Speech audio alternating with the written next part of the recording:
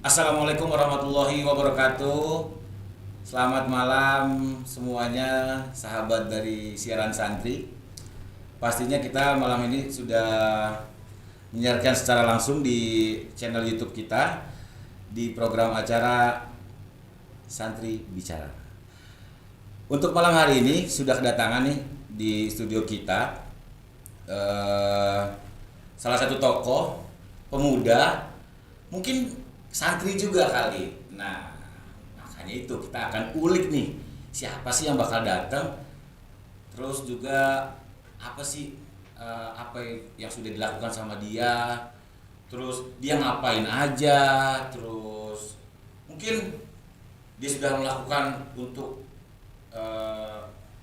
tanah kelahirannya mungkin, atau juga kampungnya, atau juga untuk keluarganya. Sudah kedatangan di studio kita di siaran santri ada Bang IBH. Gini dong. Bang IBH, antum ini kan ya, ini Anda langsung nanya aja ya. Siap ya. Antum ini kan ibarat kata anak muda nih, ya kan? Nah, antum tuh kan melihat sekarang ini kita baru kemarin ngadain acara, bukan ngadain acara sih, merayakan Hari Santri. Terus juga besok nih kita mengadakan Sumpah Muda. Nah, menurut antum nih, ya kan, apa sih antara kolaborasi santri sama pemuda? Nah, gimana tuh Bang? Ya, kalau santri itu jelas anak muda ya. Kalau udah jadi ustadz kan namanya bukan santri lagi, ustadz atau ulama kan gitu. Kiai. Santri adalah pemuda. Ya, tapi banyak juga santri yang tua-tua sarungan. Ya, gimana tuh Bang? Namanya santri kan gitu. Tapi kalau dia sudah mengajar atau sudah menjadi sesepuh, maka sebutannya adalah ulama kan gitu. Ulama. Kiai, ulama, ustadz, bukan santri kan. Kalau santri itu ya anak muda lah ya. Anak muda yang memang kalau dari sejarah bangsa Indonesia, ya santri ini banyak mewarnai perjuangan di Indonesia. Nah, ngomong-ngomong santri, nah kira-kira antum nih santri bukan nih? Nah, apa pesantren kilat doang nih? Gitu, gimana Pak? Ya, kalau dari sejarah di pendidikan saya sih formal semua ya, nggak pernah di pesantren. Iya. Tapi pesantren kilat ketika SD itu pernah dong. SD sih SD Muhammadiyah, lalu SMP-nya negeri 58, SMA-nya negeri 58, kuliahnya di UI Fakultas Teknik Kimia. Nah, saya memang aktif di rohani Islam lah ya, yang awalnya ikut dalam pesantren kilat, berikutnya adalah penyelenggara atau panitia pesantren kilat. Oh, berarti pernah jadi santri, jadi ustadz juga dong? Ya, sebuah tugas mulia yang merupakan ajaran Islam ya. Setiap manusia kan menjadi dai atau menjadi santri ketika dikatakan balighul ani wal ayat. Ya, udah ngeluarin ayat kan berarti Bang. Bang, ngomong-ngomong nih Bang. Nah, ini kan aneh sempat lihat tuh di sosial media tuh kan Abang udah ibarat kata terjun politik nih udah berpuluh tahun nih Bang. Kira-kira tuh ya aneh lihat sih ada 20-an lebih ya. Iya. Nah, kok Abang bisa dari umur 30-an tuh bisa terjun politik? Kalau nggak salah tuh yang aneh lihat nih ya, ini berarti antum koreksi ya. DPRD Depok 2 periode. Betul. Terus DPRD Jawa Barat Dapil Bekasi Depok 3 periode. Iya, betul. Nah, gimana tuh Bang? Kok bisa awalnya dari UI masuk ke politik terus menang terus?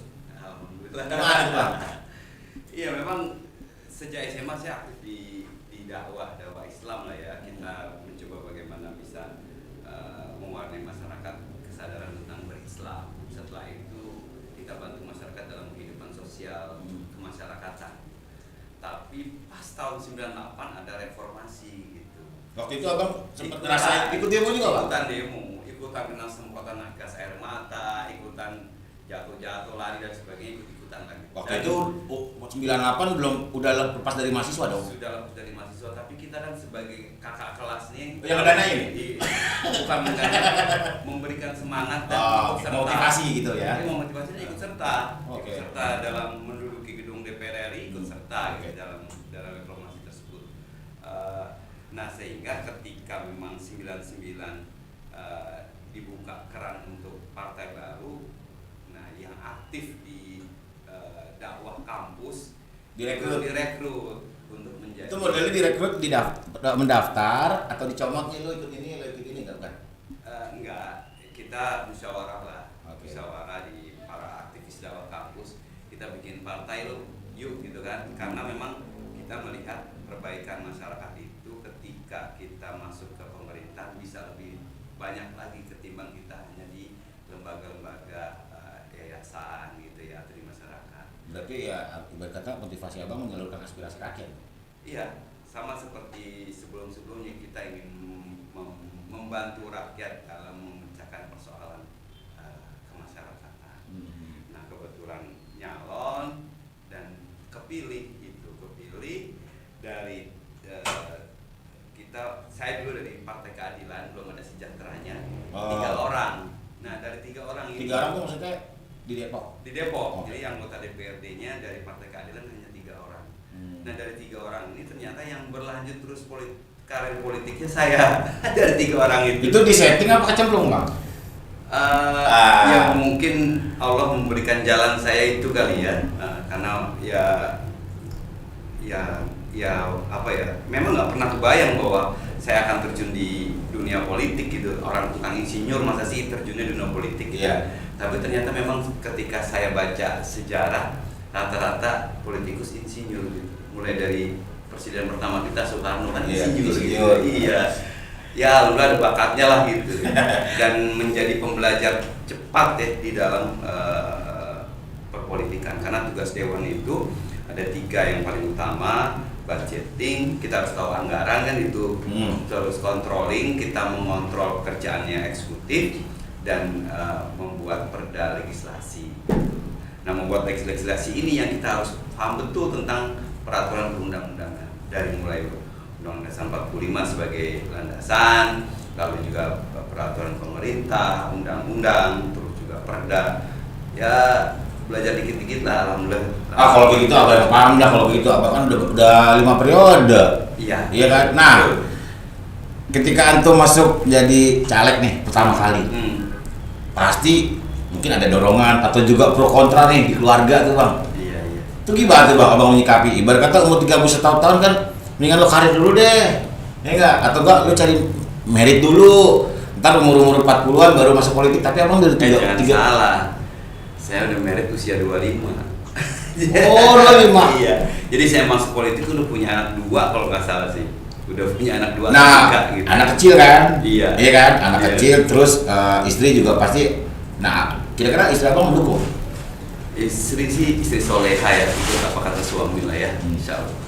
Yang anak muda juga cari istri yang soleha. Nah, bang, abang ini kan ibarat kata sudah 5 tahun menjadi di mana anggota DPRD. Kenapa abang fokus di Depok? Sudah 5 periode di Depok. Ya, karena saya melihat bahwa saya itu sudah lama menjadi anggota dewan. Kedua, dengan pengalaman yang saya miliki dan latar belakang saya seorang insinyur UI pula kan gitu ya. UI ada di Depok, apa salahnya kalau saya balik ke Depok untuk membangun kota Depok ya, dengan latar belakang ke-UI-an kan gitu. Kalau Risma punya ITS punya Surabaya, Ridwan Kamil ITB punya Bandung, masa sih Imam Budi Hartono punya UI kan Gitu. Berarti ini abang kalau bisa aneh bilang nih antum nih jebolan-jebolan kos-kosan Kutek sama Kukel ya? Benar. Gitu. Tapi namanya kos-kosan pindah-pindah lah, dari Margonda ke Kukusan, balik lagi Margonda, biasa lah kita. Bukan, yang aneh belum paham tuh kenapa abang fokus di Depok aja bang? Yang namanya orang politik bang, yang aneh tahu nih, mungkin abang bisa koreksi kalau di pribadi abang. Banyak orang ingin ke DPR RI, itu juga ya apalah, Sampai sekarang abang udah bertekad menjadi calon wakil wali kota. Iya, tadi saya katakan bahwa sebuah karir itu kan dari mulai abjadiahnya itu harus diikutin. Saya berkarir dari mulai DPRD Kota Depok, naik ke provinsi. Ternyata PKS bilang, wah ini kayaknya punya bakat nih. Antum nih aset PKS gitu. Gitu. Kader ketua pertama DPD PKS Kota Depok itu saya. Gitu. Tahun 99 ketika Depok menjadi kota kan gitu. Saya ketua DPD pertama, sehingga PKS melihat seperti itu dengan latar belakang saya UI kan gitu, udah semakin kuat untuk dicalonkan menjadi wakilnya Pak Kiai Muhammad Idris nomor 2 ya. Berarti dia abang udah tekad nih, berkata teman-teman juga kita sudah mengetahui bahwasannya Bang IBH ini sudah bertekad hidup matinya untuk keluarga Depok, Bang. Bisa dibilang gitu, Bang? Insya Allah. Gitu ya? Iya. Nah, masalah santri nih, Bang, balik lagi nih, Bang. Ya kan? Ibarat kata kan santri itu yang nggak bisa kita jauhkan, peran santri dan peran pemuda. Betul. Ya kan? Abang juga, Anda sempat lihat di profil antum sebagai wakil Karang Taruna Jawa Barat. Iya. Nah, ini bajunya tuh. Nah, langsung lihat di kamera, Bang. Nah, ya. Karang Taruna Jawa Barat. Nah, sebagai antum wakil wali kota, udah bilang wakil wali kota nih. Nah, antum sebagai wakil ketua Karang Taruna. Apa sih yang sudah antum lakukan untuk pemuda yang khususnya di Jawa Barat? Sekarang ini kan marak, mohon maaf Bang, anak-anak muda dia nggak tahu mana yang baik, mana yang buruk gitu, Bang. Iya, jadi kalau bidang kerja saya bidangnya bidang pembangunan infrastruktur. Pembangunan jalan, jembatan, sungai, situ, sampah, transportasi, itu bidang kerja saya. Tapi organisasi saya ini organisasi di bidang kepemudaan semua rata-rata. Karang Taruna, olahraga sendiri ada olahraga prestasi yang di KONI, maupun saya pernah menjabat sebagai wakil ketua 4 PB PON Jawa Barat ke-16. Tapi selain itu saya punya jabatan yang menurut saya ini keren gitu lah ya, sebagai pembina Nasional Paralimpik Komite Indonesia. Paralimpik Komite Indonesia ini atlet disabilitas. Kita punya atlet KONI gitu kan, kita punya atlet disabilitas yang namanya perkumpulannya namanya NPCI, Nasional Paralimpik Komite Indonesia. Itu atlet-atlet itu saya bawa untuk bisa berprestasi di tingkat nasional, bahkan tingkat dunia. Tingkat dunia tuh saya bawa ke Korea. Apa ikut tuh? Ikut ke Para Games ya, ASEAN Para Games. Yang kemarin ya, 2018. 2018 kan di Indonesia. Saya pernah bawa ke Korea, saya pernah bawa ke Singapura, saya pernah bawa ke Myanmar. Dan mereka prestasinya mantap. Keren. Ya lebih keren daripada atlet yang biasa ya, prestasinya. Jadi kalau di ASEAN Games misalkan Indonesia urutan ke-18, mereka urutan ke-8. Olahraga antum apa yang paling suka? Olahraga saya hobinya berenang. Oke. Kan ini di Depok nih, di mana nih Bang? Abang kira-kira kalau terjadi mau buka kolam renang mana Bang? Ya kalau saya jadi sih, saya insya Allah akan memajukan anak-anak muda lah ya. Pertama yang menjadi masalah anak muda adalah masalah bisnis. Saya pengen ikut Bang Imam, anak muda sukses gitu. Begitu. Sukses lahir maupun batin kan Nah, gitu. Bang, menurut Abang nih, santri dalam perspektif pemuda tuh yang dikaitkan tentang tadi Abang bilang masalah yang di Karang Taruna ya, pembangunan, terus juga infrastruktur.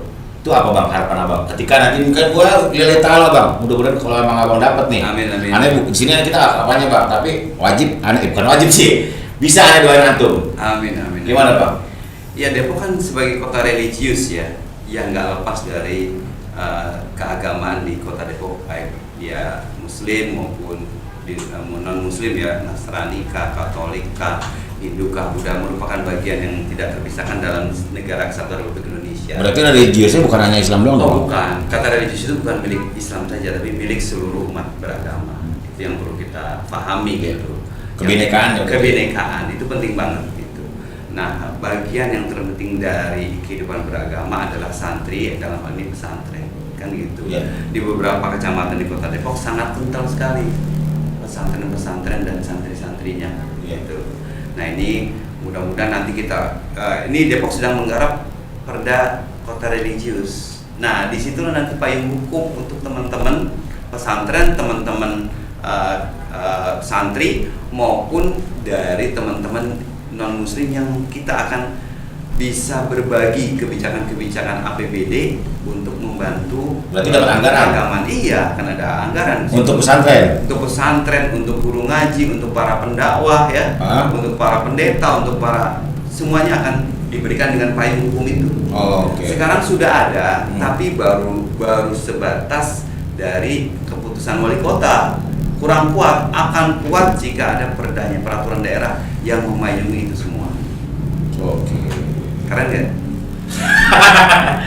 Keren bang, jujur aneh agak speechless nih sama antum. Kalau bahasa anak muda kan begitu.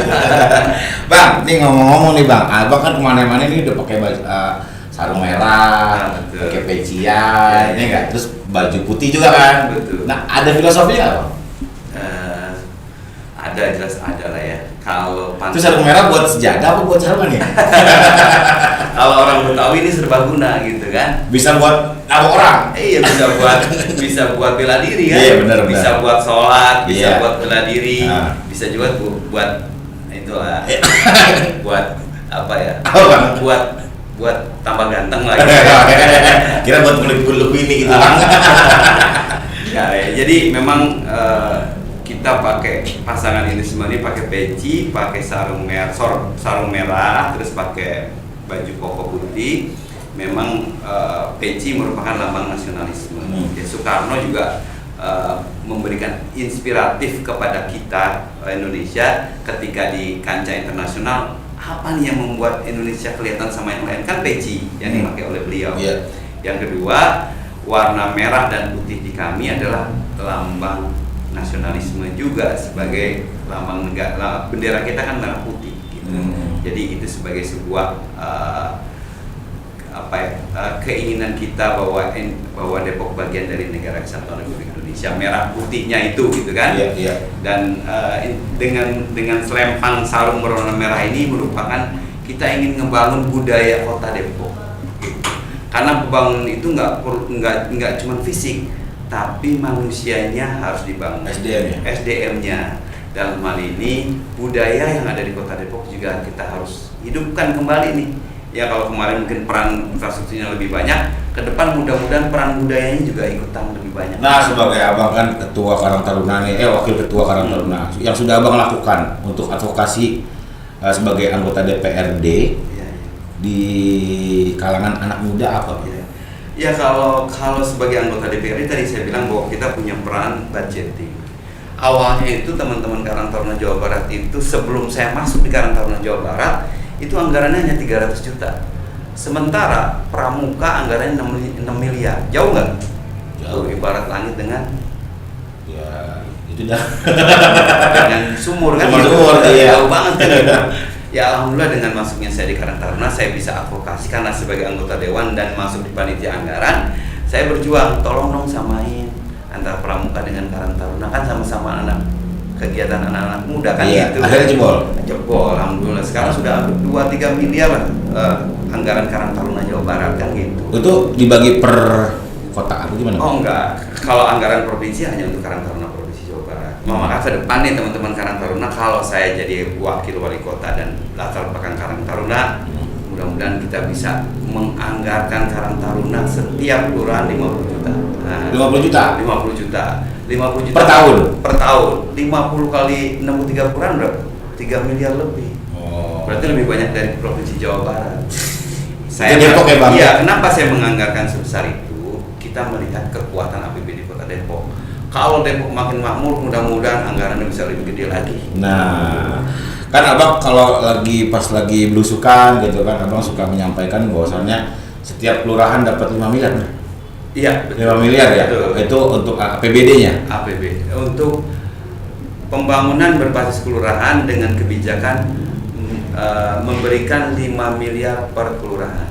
Per tahun? Per tahun. Selama ini kan hanya diberikan 2,5 atau 2,7 miliar per tahun. Dan kita lihat banyak banyak lembaga, banyak RW, banyak masyarakat nggak kebagian dari anggaran segitu, maka kita perbesar lagi menjadi 5 miliar. Mudah-mudahan dengan diperbesar semua kebagian dan pembangunan di kelurahan bisa menjadi lebih baik lagi dan lebih cepat. Udah gede anggarannya 5 miliar. Bagaimana Abang mengakomodirnya biar semua itu merata? Kita nanti ini masih rahasia.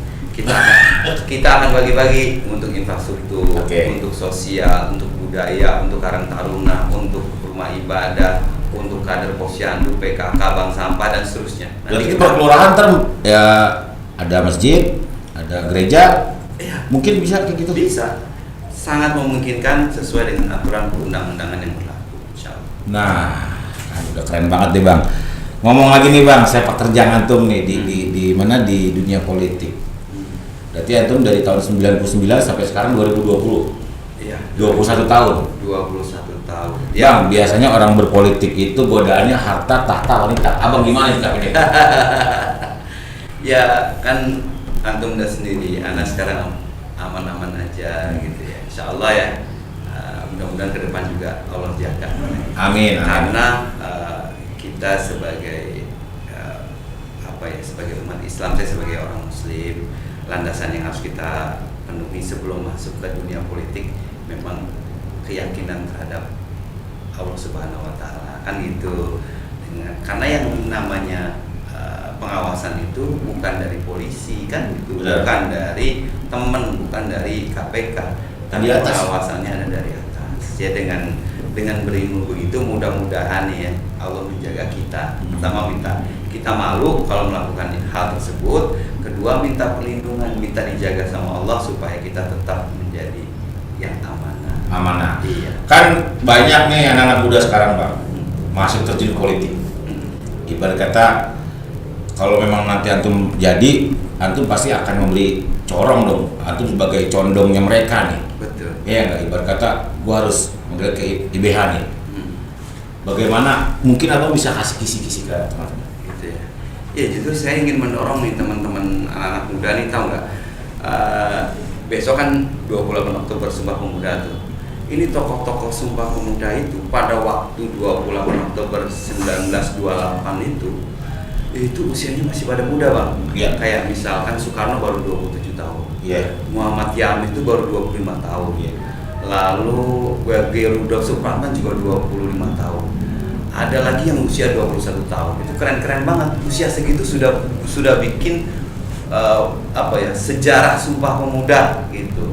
Nah teman-teman nih yang anak-anak milenial kan usianya segitu tuh, gitu, dan anak muda insya Allah sedang produktifnya. Nah jangan malu-malu lah, jangan ragu-ragu di seluruh bidang kehidupan termasuk politik, nggak usah malu-malu untuk bisa terjun ke sana. Insya Allah semua ilmu, semua bidang kehidupan itu bermanfaat bagi manusia. Bidang politik kah, bidang sosial kah, bidang kesehatan kah, nggak ada ilmu yang jelek. Bilang politik itu jelek, enggak.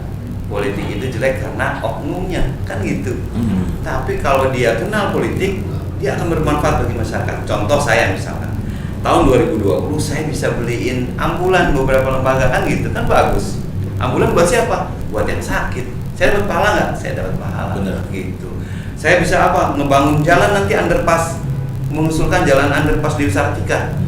Tadinya macet, orang marah-marah, gara-gara underpass jadi lancar. Dapat pahala nggak? Dapat pahala gitu. Jadi insya Allah dunia politik pun akan mendapat pahala. Ayo teman-teman masuk ke politik. Kalau mau belajar, hubungin saya. Ya. Boleh Bang? Boleh. Nomornya di bawah ini. Bang, Abang kan udah masuk ke politik, terus juga ibarat kata udah ngelotok lah. Gitu kan. Capaian dari diri antum nih. Antum pasti kan ketika dulu masih kecil nih punya cita-cita nih. Iya kan? Iya. Apa sih? Terus Abang udah masuk politik, terus insinyur pula gitu kan. Terus katanya juga Abang pernah keterima waktu itu di salah satu BUMN. Oh, enggak, kalau itu enggak. Jadi kalau gini ya, bahwa saya ibu saya itu orang Betawi, saya dibesarkan di Betawi, walaupun bapak saya orang Jawa, orang Kebumen ya. Tapi saya dibesarkan di budaya Betawi. Budaya Betawi itu bagi seorang laki-laki itu harus bisa ngaji, harus bisa sholat, plus silat kan gitu.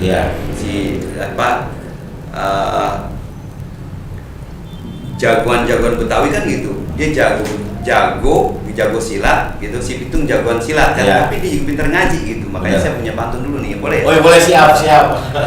Ini ngomong-ngomong pantunnya udah disiapin apa langsung utang gitu Bang? Enggak, udah. Setiap kali saya kampanye saya kasih tahu pantun itu. Oke, siap. Nah, si Pitung jagoan Betawi, jago silat, pintar mengaji. Ya.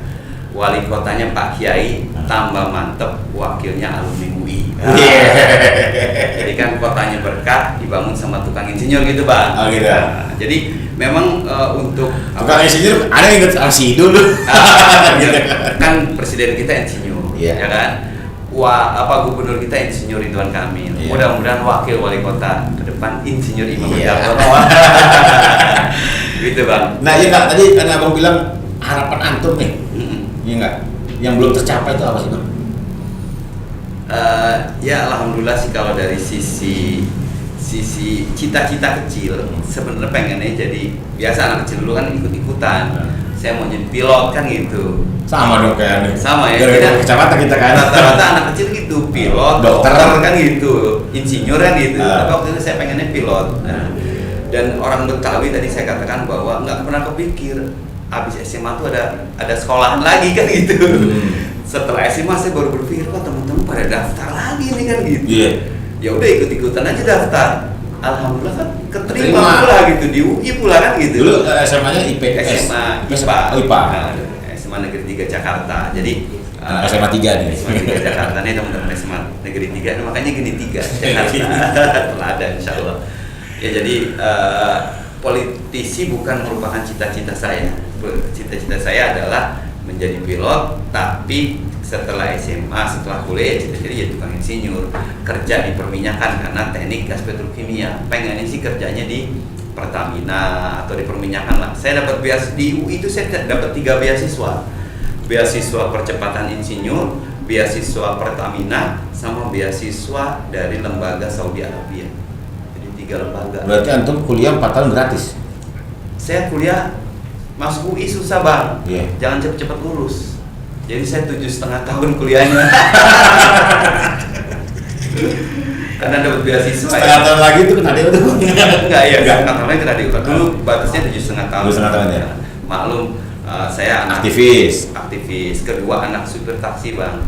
Jadi harus nyari duit sendiri gitu. Oh berarti antum ketika kuliah sambil gawe gitu? Sambil gawe, guru privat, guru bimbingan belajar, keliling-keliling door to door gitu? Iya, dari rumah ke rumah ya, ngajarin anak-anak SMA lah ya. Seneng lah anak SMA diajarin sama anak UI, anak teknik lagi gitu. Apalagi ngajarin cewek kan gitu. yang merinding pengajarnya pengen diajarin nih. Kalau kitanya biasa-biasa, anak muridnya ya agak GR gitu. Bisa jadi mungkin bini antum dari ini enggak. Istri saya mah anak soleha, anak pengajian. Nah, udah cakep banget nih Abang nih, ibarat kata berbagi pengalaman untuk pemuda. Tapi di Depok ini kan bukan hanya pemuda, ada bapak, ada emak-emak. Iya betul. Gimana Bang Abang gandeng itu Bang? Ya, kita kan tadi punya program untuk emak-emak, kita punya program 1000 perempuan pengusaha. Nah, kita yakin. Oh, gini kita masuk ke dunia usaha nih ya? Iya, karena mama itu biasanya butuh ekspresi, ya. butuh apa ya? Butuh kegiatan, ya. Coba majelis taklim paling banyak kan mama. Kan bukannya gitu. Mama butuh lapak Bang buat dagang? Iya, makanya kita bikinin 1000 perempuan pengusaha. Kita ajarin dia online, kita ajarin emak-emak dagang gitu ya. Emak-emak kalau mau ikut sukses pilih Idris Imam kan gitu, pengennya kita tuh gitu. Nanti kita ajarin online-nya, kita kasih modalnya, kita kasih latihan, kita kasih mentornya supaya sukses jadi pengusaha perempuan. Pengusaha? Iya, pengusaha. 1000 perempuan pengusaha, 5.000 pengusaha. 1000 itu per kelurahan? 1000 ya sekota Depok lah. Oh, sekota Depok. Ya mudah-mudahan efeknya gini loh. Saya kemarin sempat ke para budidaya ikan cupang. Oh sekarang lagi hot nih, lagi hot kan gitu. Pak Imam, kalau Pak Imam kasih pembelajaran untuk pelihara ikan cupang, maka yang hidup bukan 1 orang, yang hidup bisa 5 orang. Apa tuh? Karena ketika ikan cupang dipelihara, dia butuh pakan. Yeah. Nah, ini ada pengusaha pakannya. Yeah. Butuh toples, ada pengusaha toplesnya, kan gitu. Ada pengusaha apa lagi? Pokoknya akan menghasilkan multiplier efek terhadap 1 orang menjadi pengusaha, maka dia akan mengefek kepada 3 sampai 5 pengusaha baru akan muncul. Jadi kalau 5.000, mudah-mudahan menjadi 25.000. Iya. 25.000 kalau dia keluarga, berarti kan dia menghidupkan 2 orang 3 orang. Bersinambungan berarti ya. Bersinambungan. Kalau untuk bapak-bapak gimana Bang? Untuk bapak-bapak, ya untuk bapak-bapak kita kan untuk RT RW kita punya program menaikkan insentif RT RW. Mudah-mudahan setiap bulan RT RW akan dapat gaji lah istilahnya, honor. Setiap bulan ya? Setiap bulan. Bukan 6 bulan sekali? Bukan 6 bulan sekali, bukan setahun sekali. Karena zaman saya tahun 99 itu belum ada. Akhirnya kita buat 300.000 setahun, naik sampai sekarang 1,8. Dan ke depan dengan Idris Imam setiap bulan akan dikasih insentif RT RW. Insentif untuk RT RW? Iya, setiap gaji bulanan. Anda boleh dong nanya tentang visi misi antum ketika akan berkampanye nih Bang? Iya, kita punya visi Depok maju berbudaya sejahtera. Depok maju berbudaya sejahtera. Kita belah nih, Depok maju, majunya apa Depok? Maju itu melambangkan pembangunan infrastruktur yang modern dan bersifat apa sih sekarang kemajuan internet ya, melalui online lah ya. Yang kedua, kalau berbudaya itu melambangkan pembangunan manusianya. Jadi fisiknya maju, manusianya maju, kalau dua-duanya maju akan menghasilkan kesejahteraan, gitu Bang. Oke. Kalau yang tadi yang kesejahteraan gitu ya. Iya. Nah, Bang, melihat nih kota Depok nih Bang, ya jujur, aneh juga orang Depok. Antum bagaimana melihat kemacetan kota Depok? Ya, satu sisi kemacetan adalah satu sisi bahwa kemacetan itu lambang kemajuan, karena makin banyak orang berminat tinggal di Depok kan gitu. Kalau nggak macet berarti orang nggak berminat tinggal di Depok. Tapi kita sebagai pemerintah juga harus bisa memecahkan masalah-masalah yang muncul dari persoalan yang akibat banyaknya orang datang ke kota Depok. Depok sebagai kota metropolitan sama dengan kota-kota yang lain punya persoalan yang sama. Bandung kah, Bogor kah, punya masalah yang sama. Masalah kemacetan, masalah banjir, masalah sampah, masalah pengangguran, masalah keamanan, semuanya rata-rata sama. Gitu. Nah, kita punya rencana memang sistem transportasi berbasis massa lah ya, gitu. Pengennya kita sudah buat kajian tentang kita pengen bangun monorail. Wih, keren. Depok punya monorail keren. Mau kan? Warga Depok mau kan Depok punya monorail kan? Seumur umur ada tinggal Kita tinggal tarik nih dari Cibubur kan udah ada tuh monorail. Iya. Kita tarik aja ke Margonda. Nanti tembus sampai Lebak Bulus kan gitu. Nyambung. Kenapa Depok menjadi potensi? Karena punya anak-anak UI.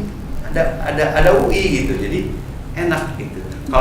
Kalau dulu tuh udah dari selatan ke utara melalui kereta api kan? Iya. Sekarang kita pengen bangun dari barat ke timur atau dari timur ke barat. Yang berarti yang LRT itu nyambung ke Depok. Iya.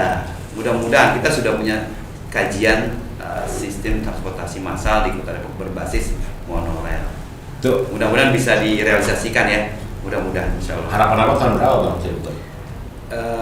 Nanti kita kaji dulu. Saya nggak bisa ngasih waktunya. Ya dengan tadi saya anggota DPRD provinsi, saya punya channel banyak lah di provinsi Jawa Barat. Kedua, saya anak UI, kita gitu. Mudah-mudahan anak UI di kementerian kan banyak anak UI ya. Gara-gara modal jaringan antum nih. Modal jaringan itu yang membuat saya mudah-mudahan pede lah untuk membangun itu. Masa sih teman-teman jaringan DPRD, alumni UI. Nah, jaringan itu yang kita bangun. Kan semua orang hidup pasti dengan jaringan kan? Iya, benar. Pergaulan, betul. Nah, kenapa dalam Islam mesti silaturahmi? Karena itu, karena jaringan yang akan dibangun dari silaturahmi itu. Nah, ngomong-ngomong pergaulan nih Bang, bagaimana harapan abang atau juga arahan abang untuk anak muda nih biar tidak tercemplung di pergaulan bebas kah, pergaulan yang tanda kutip narkoba, nah itu gimana bang? Kita punya konsep sampai sekarang ya, sebenarnya Depok sudah punya konsep ramah keluarga. Semua harus berbasis keluarga, karena segala sesuatu berasal dari keluarga. Kita akan perkuat keluarga dengan basis keagamaan. Gitu. Nah, anak muda yang ada di keluarga, apalagi ada saya sebagai Karang Taruna, kita hidupin aja nih untuk bisa merangkul ya seluruh anak muda untuk bisa melakukan kegiatan-kegiatan positif untuk ke depan ya, baik dia kita bekali dengan kegiatan agama, lalu juga kita berikan olahraga atau termasuk juga tadi pengusaha sehingga yang terjadi adalah karena ini kan permasalahan keamanan terjadi akibat nggak ada kerjaan kan gitu, nggak ada kerjaan, nggak ada iman, nggak ada nganggur kan gitu. Mudah-mudahan ke depan kita bisa olah anak-anak muda, kita ajak bisa lebih bermanfaat lagi bagi Kota Depok. Nah, abang ini udah keliling belusukan berapa lama, Bang? Iya, kalau anggota dewan masih sejak tahun 99 belusukan ya, karena setiap proses pasti belusukan. Nah, cuman kalau pilkada ini baru kemarin ketika sudah ditetapkan sebulan kali ya. Calon. Iya. Nah, abang pasti punya keluh kesah dong, Bang. Oh, abang ngelihat orang Depok tuh gimana, Bang? Ya kalau keluh kesah itu pasti semua orang punya keluh kesah, apalagi zaman COVID-19 ini. Keluh kesahnya terkait dengan masalah 3 hal. Pertama masalah ekonomi, kedua masalah pendidikan, ketiga masalah kesehatan. Nah, keluh kesahnya itu rata-rata itu. Kenapa ekonomi? Karena banyak yang dipecat. Ya apalagi dengan undang-undang cipta kerja nih ya. Yeah. Kasihan juga nih anak-anak muda jadi dikontrak seumur hidup. Ya. Jadi makanya kita carikan jalan keluar. Ingin sukses, ikut bisnis yang akan kita buat 5.000 pengusaha baru oleh Idris Imam kan itu. Kalau pembelajaran, insya Allah kita akan sediakan internet gratis. Nah kalau yang wifi gratis per RW. Lalu kalau kesehatan, kita sudah punya rumah sakit baru di wilayah timur, Tapos RSUD. Nah, jadi kita di barat punya Sawangan, di timur punya Tapos, di tengah kita punya UI sekarang.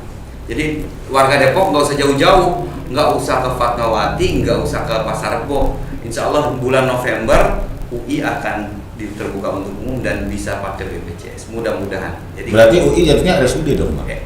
Dia rumah sakit UI, punya UI, tapi bisa masyarakat mengakses ke situ. Sama lah seperti Fatmawati, seperti rumah sakit Pasar Rebo, sama dengan rumah sakit Cipto, sama. Cuman alhamdulillahnya ada di Depok kan gitu, di tengah-tengah.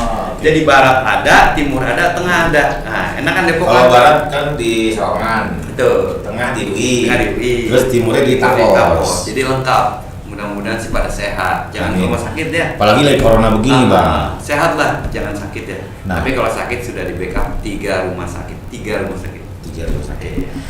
Bang, misalkan nih kalau antum kepilih,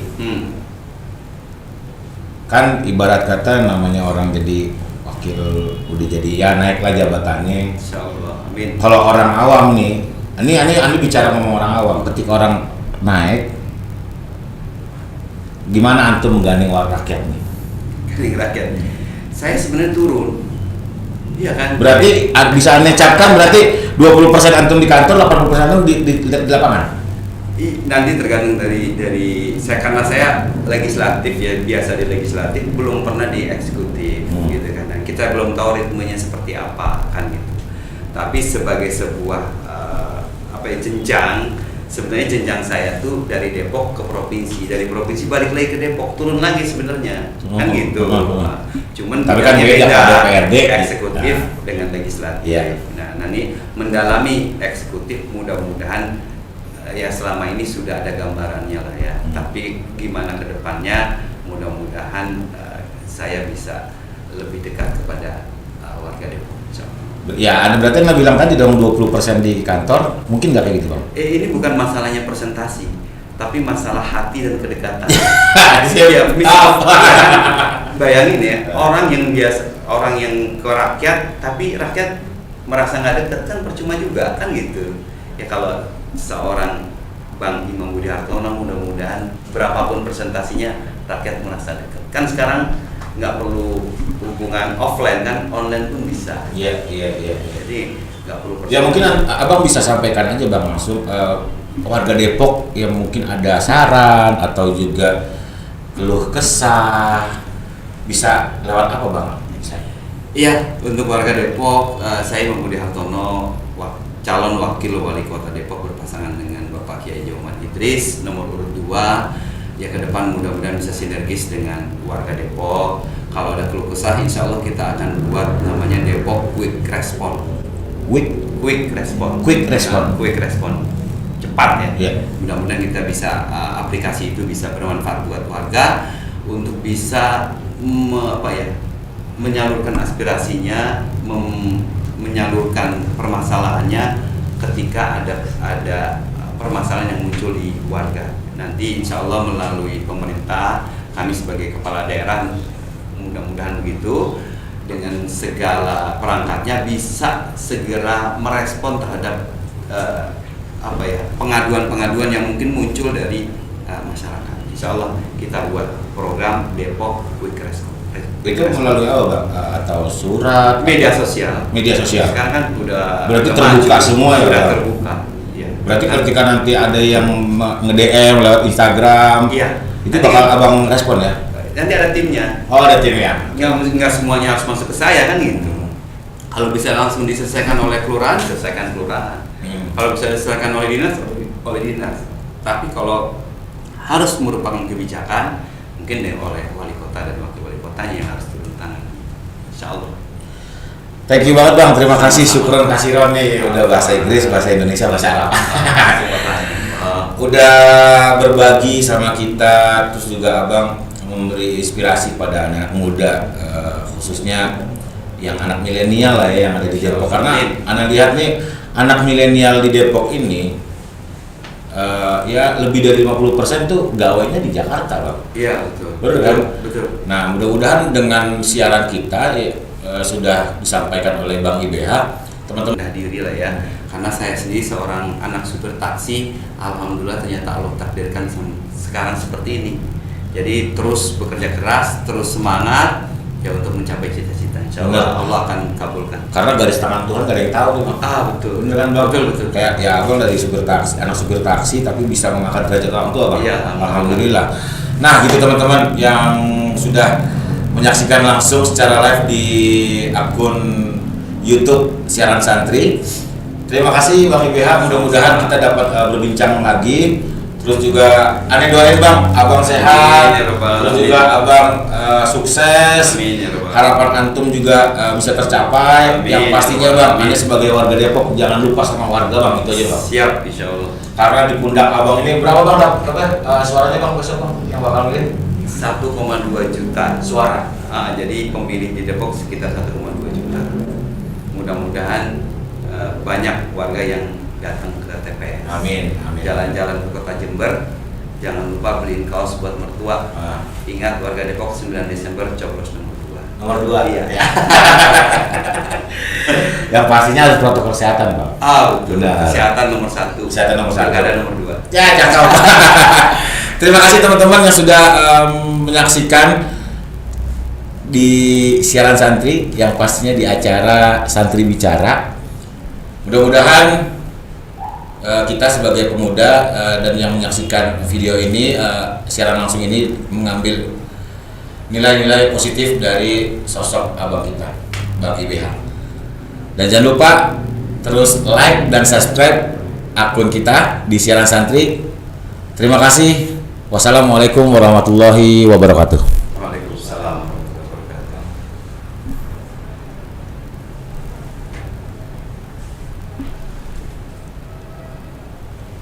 Oke. Selesai. Gimana? Masih banyak Bang, gue mau nanya Bang masalah publik. Cukup. Nanti kita rutin nanti.